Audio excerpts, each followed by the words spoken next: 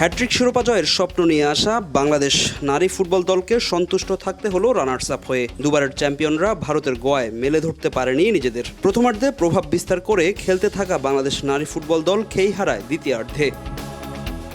ইনজুরির কারণে আনিকা রানিয়া সিদ্দিকী মাঠ ছাড়লেই নাকি খেলার মোমেন্টাম হারায় বেঙ্গল টাইগ্রেস। তবে দলের বেশ কিছু ফুটবলারের পারফরমেন্স নিয়ে ক্ষোভ প্রকাশ করেন বাটলার। দল থেকে তাদের সময় ফুরিয়ে এসেছে বলেও জানান ব্রিটিশ কোচ।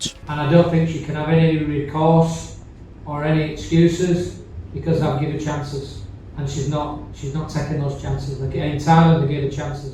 আনিকা ইনজুরি নিয়ে মাঠ ছাড়ার পর আমরা খেলার মোমেন্টাম হারাই। এই দলের কিছু ফুটবলার রয়েছে যারা ক্যারিয়ারের এমন এক পর্যায়ে এসেছে যারা আসলে চ্যালেঞ্জের মুখে পড়বে এবং তারা চ্যালেঞ্জের মুখোমুখিও হচ্ছে, কারণ আমি এখন আর তাদের উপর পুরোপুরি নির্ভর করি না।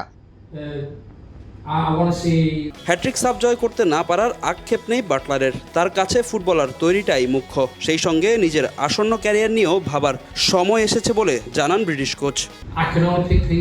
আমি চুক্তির শেষ পর্যায়ে চলে এসেছি। আমার কোচিং ক্যারিয়ার নিয়ে গর্ব করি, এটাকে খুব উপভোগ করি। এখন সময় এসেছে পরবর্তী চিন্তা করার। আমি মূলত এই তরুণ মেয়েদের জন্যই টিকেছিলাম, আর এটাই সবচেয়ে বড় অগ্রাধিকার ছিল। আমি যখন চলে যাব তখন এটাই আমার রেখে যাওয়া কীর্তি হবে। সাফ যে কেউ জিততে পারে, কিন্তু সবাই খেলোয়াড় তৈরি করতে পারে না। এর পেছনে একটা শিল্প আছে।